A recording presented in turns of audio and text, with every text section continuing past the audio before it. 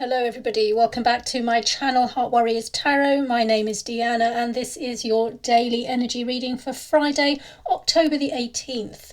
The moon is in Taurus today. When the moon is in Taurus, sometimes certain aspects of our material life, our finances, the things that create our stability and structure in our lives can be highlighted.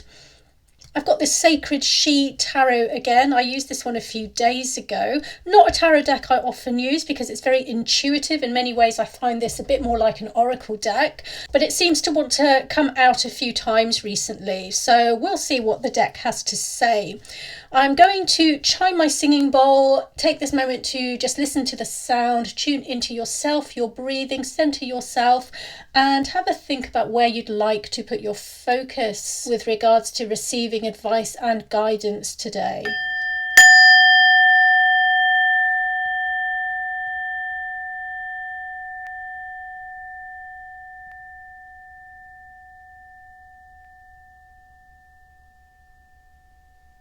I'd just like to thank Great Spirit, our angels and guides, for being here with us today and guiding this reading for the highest good of all.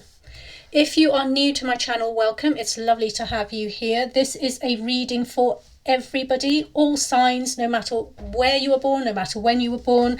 It's about resonance. It's about how you intuitively connect to the title of this video, to the words that I use, to the images on the cards, in alignment with your own life. I do believe in encouraging you to use your own intuition and guidance and not rely solely on what I am saying. I am only a translator. As you can see, my daily readings are dated. If you like structure to your tarot readings, then feel free to use those dates. If you like a more free-flowing reading, then feel free to see these readings as timeless and use them as you will, however you feel guided to do so. Okay, let's see what messages the universe would like us to have today. What messages have you got for us today?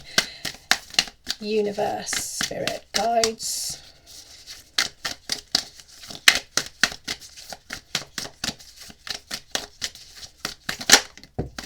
Okay, 5 of Cups, disappointment, and we're going to use that as the first detail card there. Let's just take the rest off the top. We have the 9 of Swords. It's equivalent to the 9 of Swords, which is fear. And then we have the 9 of Wands, resistance. Wow, okay. I do find that this deck likes to bring up shadow aspects of things. It's such a beautiful deck and some of the images are stunning, but sometimes with beautiful decks, it's like it's not afraid to really dig deep and bring out the ugly kind of side of things and, you know, the darker feelings, which is kind of what we've got here. Okay, let's just turn over a card off the top for the overarching theme for the day. 2 of Earth, or 2 of Pentacles, be here now. This card is a call to be here in the present. This is a call to take yourself out of the past, to take your head out of the past, even to take your head out of the future. The future hasn't happened yet and it can change. And to bring yourself fully into the present. Only by being in the present can you deal with and potentially overcome these particular feelings that are bubbling away inside you. I feel like we have a fear of change here. That's what's coming through to me more than anything else. I'm just going to take a sip of my coffee. Just bear me a second. Okay. The 2 of Pentacles often depicts change is happening and that the best thing we can do is learn how to juggle many things and accept the changes that come our way. And yet we have disappointment, fear, resistance. For me, this is indicative of not wanting things to change, not wanting to go down the route that life appears to be trying to take us. This disappointment card, which is the Five of Cups or the Five of Water, is coming through as one of the main blockages of this reading. This could be disappointment in any area of your life. It depends really on you and what you've gone through, but this could be disappointment in love and romance. It could be disappointment in your work and career, in your friendship circles, in your family situation. It really could be anything. But this disappointment is coming up as one of the main reasons why we're kind of stuck in this fear resistance kind of cycle here. Perhaps your expectations were really high with something, and there's nothing wrong with having high expectations. It's part of ambition. It's part of wanting a really good life for ourselves, and so on and so on. But sometimes when we do have unrealistic expectations, even if they're not very high, or when we focus on the potential of something instead of the reality of something, then we go through a bit of a crash when things don't pan out the way that we'd envisioned. And I feel like perhaps that is what's happened here. The reality, I think, appears to be a little bit different to what you had planned, and therefore it's playing out in a different way, and you have no choice but to go with the way that it's playing out, or you have to leave it behind, one or the other. And I'm getting a real I don't want to do either feeling here, like this figure in the Nine of Wands card or the Nine of Fire card. There is complete and utter resistance. There is immobility here. Sometimes this can be a positive thing. If you're resilient, you can outlast things. If you're determined, you can go the distance. It does have positive connotations as well, but in this particular spread, with the fear card and the disappointment card coming before it, I feel it's more about the fear and stubbornness and not wanting to even look at your options if it's not what you'd envisioned.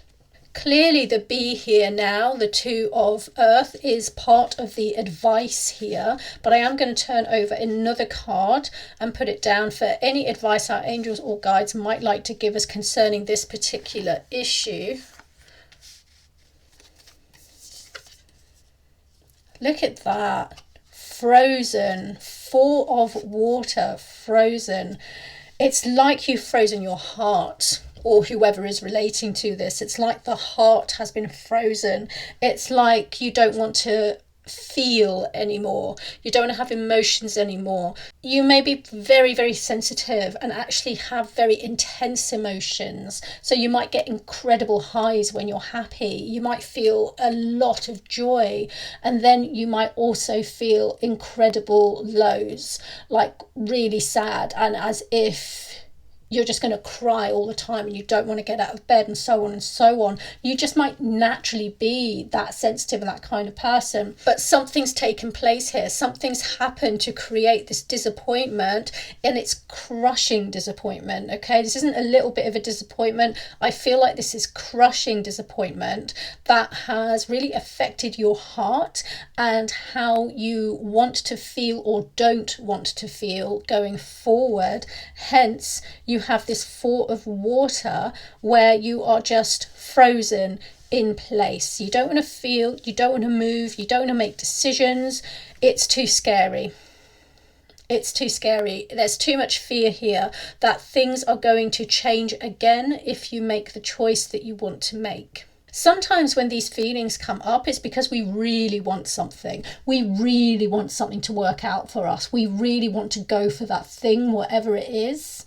So I'm feeling like the advice is to be brave if you can and really go for that thing that you want. But I am sensing a real fragility here, that you just might feel too crushed if it doesn't work out, and you therefore won't know how to cope. Okay, give me a second. I'm going to just tune into these cards and see if there's anything else I can get for this particular reading. I do like to end on a positive note, but occasionally the cards come up and show the situation as it is, and there isn't necessarily a clear outcome. Bear with me a second. I'm really just getting that you have to let feelings back into your heart. And this dog is coming up as being quite important just now when I just kind of focused in on the cards and let myself get drawn in. You know how animals just have a way of really getting to us? A lot of us it sounds a bit bad to say, but aren't too fussed if something bad might happen to a person. But if that same bad thing happened to an animal, we kind of go nuts about it. It's a big no-no. We can get angry and irate about it. We can feel really sad and emotional about it, because animals have a way of really getting to us. They're innocent, they're vulnerable, they are loving, they're kind, things aren't their fault. And there is something here about how somebody or a situation hasn't treated you like it should have. Instead, it treated you a bit like an animal being kicked, and you have the same sensitivity, in some ways, the same openness as an animal, as a dog might, as a little kitten might. And this sensitivity is one of the reasons why you've really built up this armour around yourself, but it's also contributed to this kind of fear that you have now about moving forward in any direction. The only answer in this kind of situation is going to be to slowly and carefully find a way to let yourself feel again, to let yourself trust again. And you know, dogs have to do this. If they've been mistreated, if they end up at a rescue centre, and then if a caring new owner takes them home, they have to have a lot of patience, they have to put in a lot of behavioural training and so on and so on. But eventually the dog comes round. A dog will almost always trust again. They're very trusting by nature, very loyal by nature, very friendly by nature. They want to love naturally. It's part of their makeup. And I feel like you actually have the same makeup. You want to love. You need to love. So you need to find a way to put yourself into the world in a way where you can be open to loving whatever you need to loving the earth itself, to loving the people around you, to loving those whom you fall in love with, to loving your career or your job or the things that you have a passion doing. All of those things are really important. And the advice here would be from Spirit to not stay in this mode too long. You might be feeling this very intensely, but it's incredibly important that you find a way to move on and forwards and be a little bit more like the trusting dog. Be here now in the present situation, whatever that is for you, and be open to change. Be okay with the change. Go with the flow of the change and trust a little bit that it's going to take you where you're supposed to go rather than to another dead end or another terrible place. In these particular situations, I always do suggest as well that to have somebody to talk to is really important, someone in your everyday life, even if it is someone you don't know on a personal level, like a counsellor, a therapist, and so on. Otherwise, speaking to a very treasured friend, someone who you really trust, a family member like your mother or a sister or a cousin that you know very well and that you can trust, is quite important. To keep those lines of communication open about how you are feeling about things is one way to help you get through things and to help you not close off your heart completely. Okay, lovelies, I'm going to leave that reading there for now. Not quite the upbeat, optimistic note I necessarily want to end on, but there is a lot to unpack there. This is obviously a difficult situation that you've been through and that you're currently in, and you're obviously feeling it, whoever you are, if you are relating to this. I am going to do what I usually do, which is put more cards down and throw out a few runestones in the extended reading. If you're interested in that, that is over on my Patreon page. You'll find the link in the description below or in my bio. Otherwise, I will see you here tomorrow for tomorrow's reading. Thank you so much for listening. Take care of yourself. Bye-bye.